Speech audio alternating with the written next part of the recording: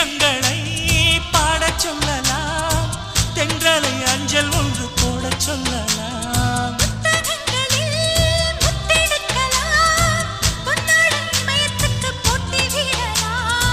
பூமிக்கு பொட்டு வைத்து பார்க்கலாம் பார்க்கலாம், பூவுக்கும் ஆடை தைத்து போடலாம்.